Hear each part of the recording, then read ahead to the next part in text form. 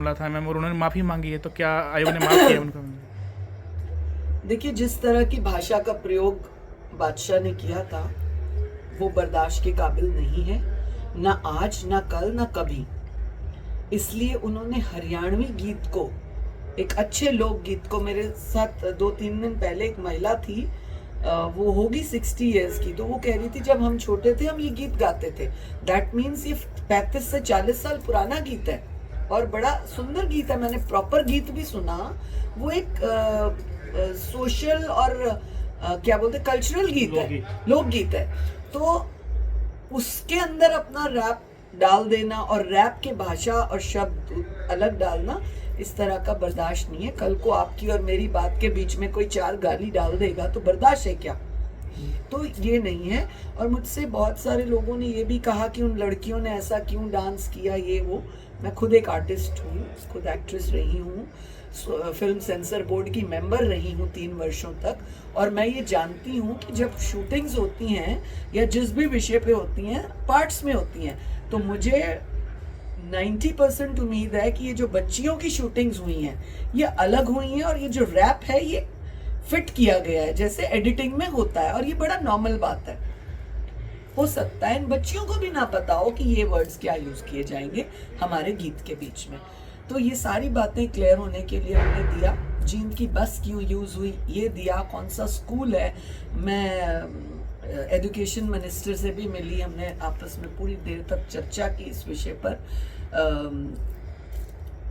Panipat guest house में हम बैठे और हमने बात की, और सरकार से भी हमने ये बात की कि अगर हमने एक को ऐसे अलाउ कर दिया इस तरह की हल्की औची भाषा को यूज करने का, तो हर कोई हरियाणा की बेटी के लिए कुछ ना कुछ इस तरह से औछा हल्का बोलता रहेगा। इसलिए ये एक फिक्स स्ट्रिक्ट एक्शन बनाया जाए कि हरियाणा के लोक गीतों को बेटियों को गलत बोलने के लिए या किसी प्रकार की महिला या समाज की हानि के लिए नहीं यूज किया जाए। तो इसी चीज के लिए हमने उसको सम्मन किया है। 13 तारीख की डेट है। जिस प्रकार मैं आज जींद में आई हूँ, कल दूसरे जिले में जाना है, परसों दूसरे में, और ऐसे करते करते 13 तारीख को हम पानीपत पहुंचेंगे। वहां पे हम इसको, आपने कहा कि वीडियो एडिट की गई है। नहीं, मैंने ये कहा कि अक्सर ऐसे शूटिंग्स की एडिटिंग ऐसे होती है, तो हो सकता है बच्चियों को ना पता हो ये शब्द। फौजी करमबीर है जो, जिनकी लड़की है सिमरन जागलान, उनकी ऑडियो जो उन्होंने गाना गाया है, तो फौजी करमबीर भी लाइव आकर कहते हैं कि इस लाइन के बारे में तो मेरे को भी नहीं पता था उनकी। मैं कह रही हूँ शूटिंग्स ऐसे ही होती हैं।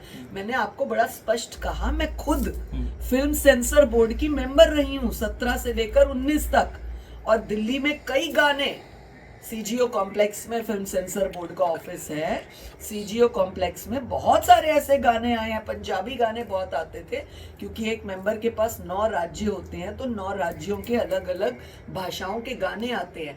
तो उसमें 3 मेंबर्स बिठाए जाते हैं, तीनों पूरा देखते हैं। तो एक जनरल मेंबर, एक पर्टिकुलर उस भाषा का व्यक्ति होता है जिस भाषा का गाना है, तो ऐसे बैठते हैं। तो जो मुझे फिल्म सेंसर से भी दुख है कि जो किसने ये गाना सेंसर बोर्ड में क्लियर किया, या क्या ये गाना बिना सेंसर के ऐसे आया है, तो कोई चेक करने वाला नहीं है। अगर इस तरह से कहते कि YouTube पे सेंसर नहीं होता, YouTube पे आप बनाइए कुछ भी डालिए, तो इस पर रोक लगनी चाहिए, चाहे वो YouTube पे बिना सेंसर के न्यूज हो, चाहे गाना हो, चाहे किसी की बात हो, ये फिक्स होना चाहिए। ऐसे तो कोई भी अपना एक मोबाइल उठाया, कुछ भी बोल दिया और फिर लगा दिया, किसी की भी बेइज्जती कर दो, किसी की भी बात बोल दो। मैम ऐसा गाना ऐसा मैम बोल नहीं सकते, लेकिन पब्लिक डोमेन में है, तो ये सवाल भी बनता है। से हट गया, वो टोटल हट गया, वो कुछ प्लेटफॉर्म पे यूट्यूब से हटा है तब वो, भी हट तो गया, दूसरे में भी हट गया, ऑलरेडी बहुत वायरल चल रहा है। बहुत सारों में। नहीं मैम इसमें सवाल ये है कि जो उसके बोल हैं कि डोली चढ़ाने, इन सब की घोड़ी बनाने, वो जस्टिफाई कर रहा है कि मेरी जो भावनाएं आहत करने की नहीं थी, माफ़ी मांगता हूँ। तो क्या आयोग इस तरह के शब्दों को कैसे देखता है? 13 तारीख को यही तो पूछना चाहती हूँ कि हो सकता है हमारी नॉलेज ना हो ज्यादा, आप ज्यादा अच्छे कलाकार हैं, तो आप हमें समझाइए तो, इंग्लिश में, हिंदी में, फ्रेंच में, संस्कृत में, मराठी में, गुजराती में, बंगाली में, किस दुनिया की लैंग्वेज में आप हमें समझा सकते हैं कि इस लाइन का मीनिंग ये निकलता है। तब हम सेटिस्फाई हो जाएंगे। उनके समर्थन में विजेंद्र बॉक्सर ने ट्वीट किया कि हरियाणा का है, माफी मांग रहा है, माफ कर देना चाहिए। विजेंद्र एक अच्छे बॉक्सर हैं, छोटे भाई की तरह, मैं उसका मान सम्मान करती हूँ, परंतु इस तरह की भाषा चाहे हरियाणा को हो, गुजरात का हो, मराठा का हो, कहीं का हो, क्या हम अपनी बेटियों के लिए, बहनों के लिए सुन रहे हैं? और क्या हम ऐसा माफ कर देंगे?